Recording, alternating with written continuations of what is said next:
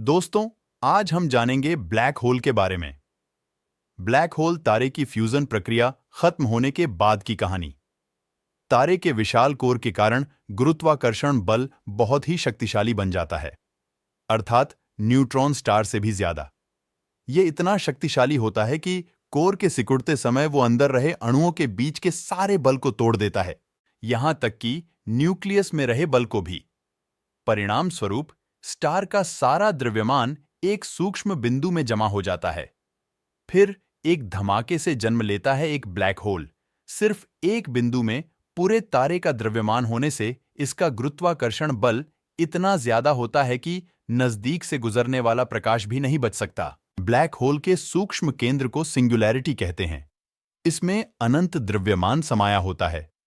वैज्ञानिक यह नहीं जान पाए हैं कि इसमें क्या होता है।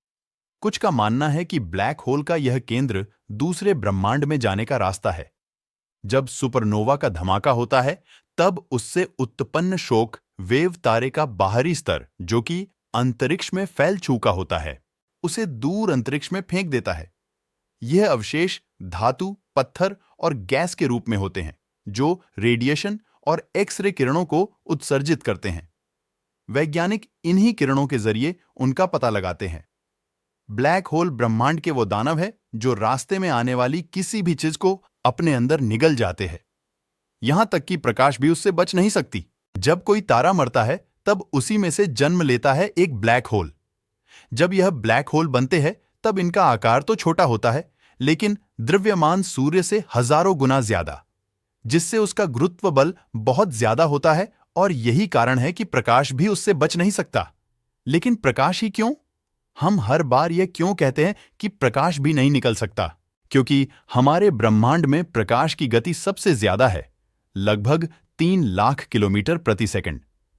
किसी भी कण की गति जितनी ज्यादा होगी, वो उतना ही गुरुत्वाकर्षण बल से बच पाएगा। लेकिन यहां लाइट की इतनी ज्यादा गति होने के बावजूद भी वो ब्लैक होल से नहीं बच सकता, जो बताता है कि ब्लैक होल का गुरुत्व कितना शक्तिशाली है। चलिए अब विस्तार से जानते हैं कि असल में ब्लैक होल क्या है, पर उससे पहले एक नजर उसके इतिहास पर। साल 1915 में अल्बर्ट आइंस्टीन ने ब्लैक होल का जिक्र उसकी थियरी ऑफ जनरल रिलेटिविटी के द्वारा किया था। उसने बताया कि हमारे ब्रह्मांड में शक्तिशाली ग्रेविटी के कारण प्रकाश भी मुड़ सकता है। इसके बाद कार्ल श्वार्ज़शाइल्ड नाम के वैज्ञानिक, पर अनंत और शून्य यह ऐसी वैल्यू है जो अगर भौतिक विज्ञान के किसी क्षेत्र में दिखाई पड़ती है, तो वैज्ञानिकों के होश उड़ जाते हैं। साथ ही इस वैल्यू के साथ मिले परिणामों को भी नकारा जाता है। और ऐसा ही कुछ कार्ल श्वार्ज़शाइल्ड के साथ ही हुआ। अनंत द्रव्यमान की वजह से यह बात उतनी ज्यादा नहीं चली और ब्लैक होल की खोज को नहीं माना गया।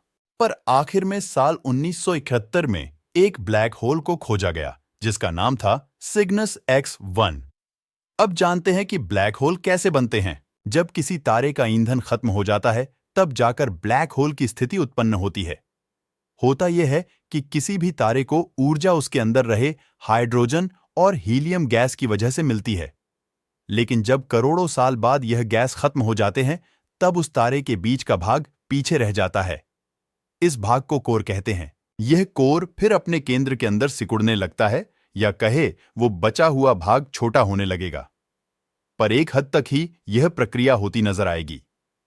फिर केंद्र में ज्यादा द्रव्यमान जमा होने की वजह से तारे का वो भाग खुद की ही गुरुत्व शक्ति को संभाल नहीं पाएगा, और फिर एक धमाका होगा और उसी में से जन्म लेगा। ब्लैक होल का सारा द्रव्यमान उसके केंद्र में ही होता है। यह केंद्र में रहा द्रव्यमान वाला भाग बहुत ही सूक्ष्म होता है, एक कण से भी छोटा, लेकिन उसमें सूर्य से हजारों गुना बड़े तारे जितना द्रव्यमान समाया होता है। जैसे जैसे ये आगे बढ़ता है, रास्ते में आने वाली सारी चीजों को निगलता जाता है। ज्यादातर तो धूल और गैस को खाकर ये बढ़ता है। यह सारी निगली हुई चीजें उसके केंद्र में जाकर ही रुकती है। इससे हम यह कह सकते हैं कि ब्लैक होल में कुछ नहीं होता, लेकिन सब कुछ होता है। आमतौर पर सारे ब्लैक होल एक जैसे ही होते हैं, लेकिन कुछ का द्रव्यमान सूरज से 100 गुना ज्यादा होता है और कुछ का करोड़ों गुना।